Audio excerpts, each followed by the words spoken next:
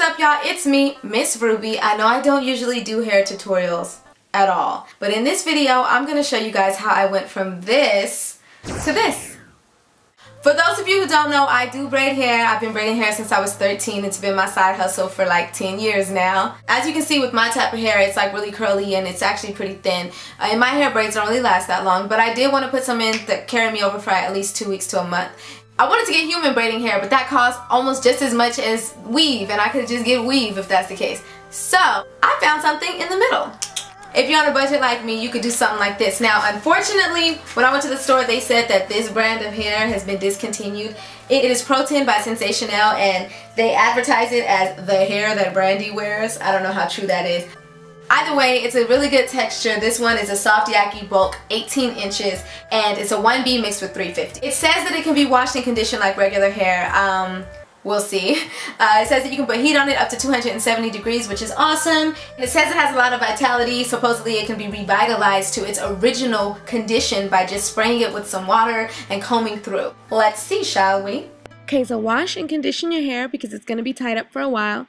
I blow dried mine. Some people keep it wet, some people press it. I despise both of those because it's hard to grip the hair when you're braiding if the hair is too soft, silky, or wet. Here are some things you will need to make braiding your own hair easier. A couple of clips like this, a little baby comb that parts well, and a fine tooth comb for parting as well.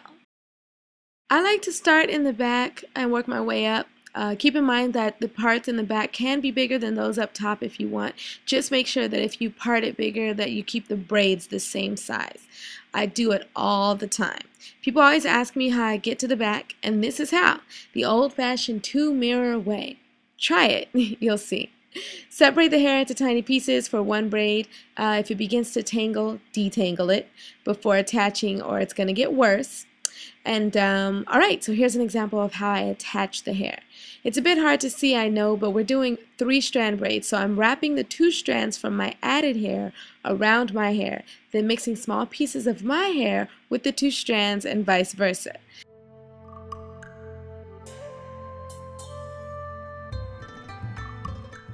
So each strand ends up even, and then I just braid, detangle, braid some more, detangle, then just braid on down and do it all over again.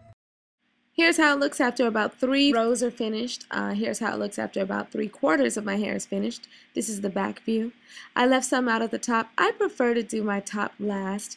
I feel like I can manage it better and I can do really small parts up top. Side view, one side, and then take a look at the other side.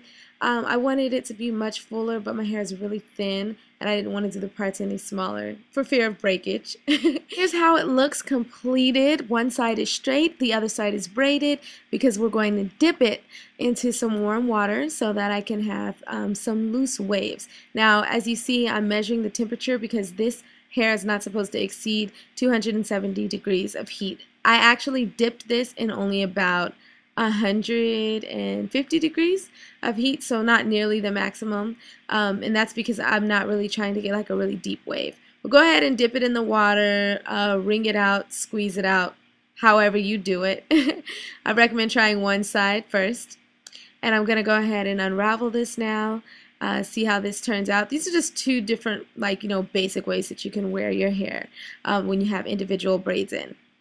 See? And it combs through really easy. I don't know how it looks on camera to you, but it's really soft hair, really pleasant. So, another great thing that I mentioned in the beginning of the video is that you can apply heat to this hair. So right now, I'm going to show you, I purchased a wand at Walmart. It was like $25, but I really like how it has like the little bubbles. It makes it really easy to wrap around. We're going to go ahead and keep that there. I only have the temperature up to like 200 degrees. And voila! You get a nice bouncy curl. I can't wait to do my entire head full of these things. Also, like I said before, if you curl it and you want to re-straighten it, then you can straighten it. Just make sure that the heat settings are corrected so that it's not too hot because this hair will burn. I know because a couple of the pieces on my other side, I tried it when the water was way too hot and it burned.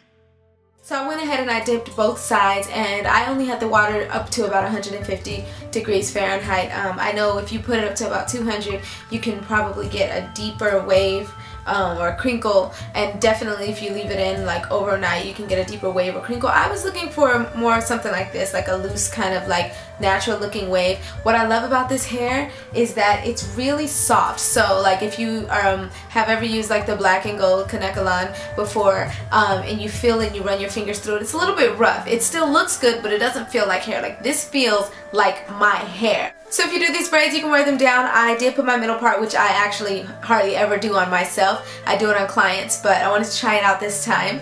I like wearing it like this.